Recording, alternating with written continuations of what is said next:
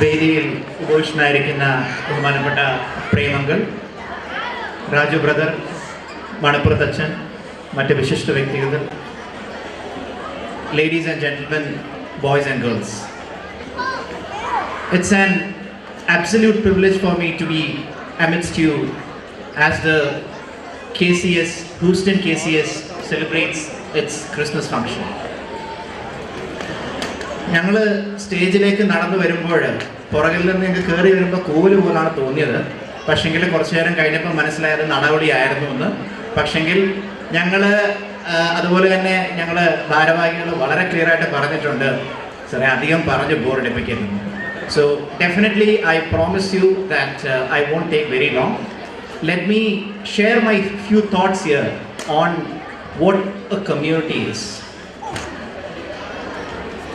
When we think about difference between animals and humans, മൃഗങ്ങളും മനുഷ്യരും തമ്മിലുള്ള വ്യത്യാസങ്ങളെ പറ്റി ആലോചിക്കുമ്പോൾ probably one striking difference could be, if you look at the animal kingdom, mostly they are all a part of one group.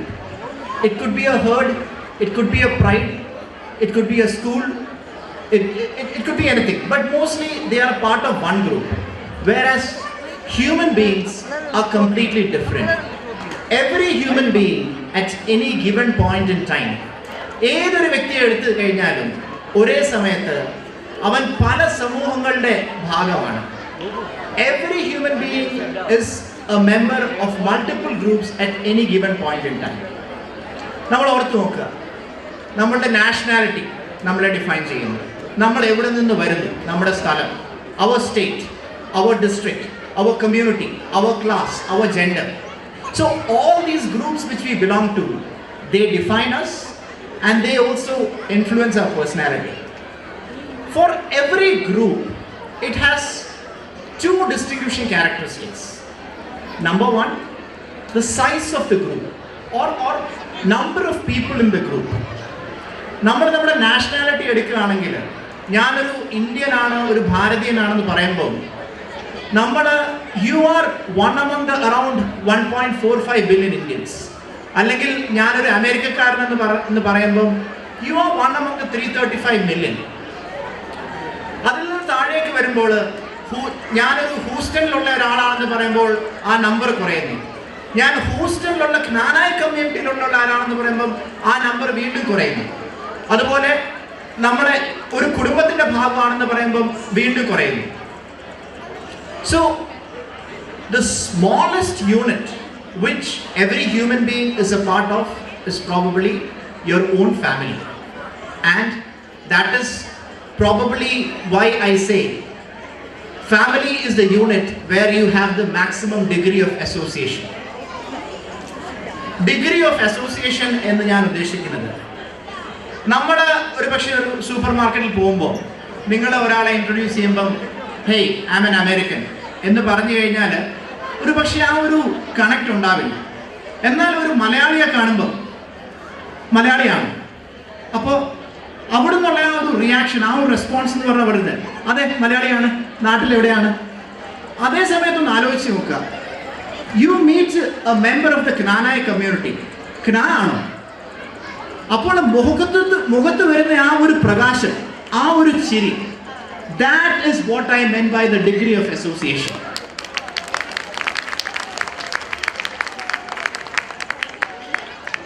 ഒരു നമ്മുടെ immediate family എടുക്കുക, definitely അവിടെയാണ് നമുക്ക് ഏറ്റവും കൂടുതൽ ഡിഗ്രി ഓഫ് അസോസിയേഷൻ ഉണ്ട്. പക്ഷേ ഫാമിലിയുടെ നമ്പർ എന്ന് പറഞ്ഞു കഴിഞ്ഞാൽ ലിമിറ്റഡ് ആണ്. On the contrary, when it comes to community എന്ന് പറയുമ്പോൾ it's very uniquely placed. You have the numbers, you also have a fair degree of association. That is the reason why a community is very, very unique. As a group, that defines your identity. The standing, the positioning of a community is very unique. ഞാനിപ്പോൾ പലതവണ ഞാൻ പറഞ്ഞു community എന്ന്. എന്നാൽ നമ്മൾ ആലോചിക്കുമ്പോൾ what is community? How do you define a community? എനിക്ക് തോന്നുന്നു ഒരു കമ്മ്യൂണിറ്റിയുടെ ഏറ്റവും ഒരു പക്ഷേ കോമൺലി അക്സെപ്റ്റഡ് ഡെഫിനിഷൻ എന്ന് പറഞ്ഞു കഴിഞ്ഞാൽ Community is a group of people who share commonalities. ധാരാളം കാര്യങ്ങൾ അവർക്ക് സിമിലർ ആയിരിക്കും. It could be your customs, it could be your traditions, it could be your practice. Knanaya community എടുത്തു നോക്കുക. നമുക്ക് ക്നാനായ കമ്മ്യൂണിറ്റിക്ക് തനതായ പാരമ്പര്യങ്ങളുണ്ട്. ഇപ്പോൾ നമ്മുടെ പ്രെയർ സോങ് തന്നെ ഇന്നുണ്ടായിരുന്ന പ്രെയർ സോങ് തന്നെ ഓർക്കുക. ക്നാനായ കമ്മ്യൂണിറ്റിക്ക് മാത്രം അഭിമാനത്തോടെ പറയാവുന്ന ഒരു പ്രെയർ സോങ് ആണത്. ബാക്കിയുള്ള കമ്മ്യൂണിറ്റികൾ ക്ലെയിം ചെയ്യാവുന്നതല്ല.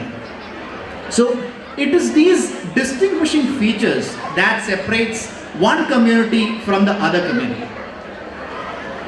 On that note, ഞാൻ ഒരു കാര്യം മാതാപിതാക്കളുടെ ചിന്തയ്ക്ക് വെക്കുകയാണ്.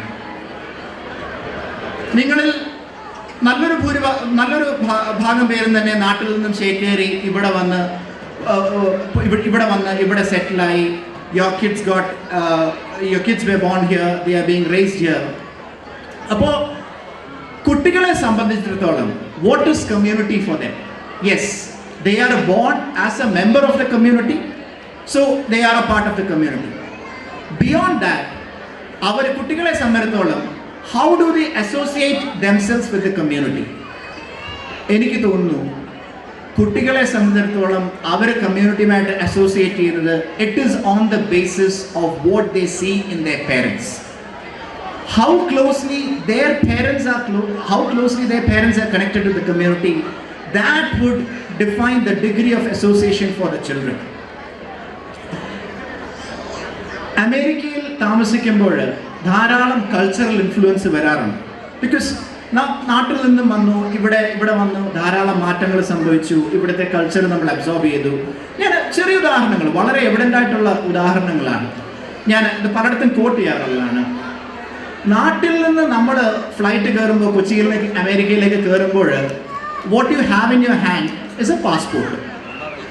U suddenly land in the US and US നിങ്ങളുടെ കയ്യിൽ എന്താണ്? It's not a passport, it's a passport. So പാസ്പോർട്ടിൽ നിന്നും പാസ്പോർട്ടിലേക്ക് നിങ്ങൾ മാറിക്കഴിഞ്ഞു. നമ്മുടെ കൾച്ചർ പുതിയൊരു കൾച്ചറുമായിട്ട് നമ്മളത് മാറ്റപ്പെട്ട് കഴിഞ്ഞു.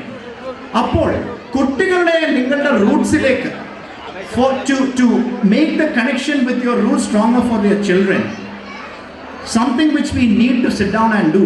ഒരു പിതാവ് എന്ന നിലയ്ക്ക് ഞാനും ചെയ്യേണ്ടതാണ്.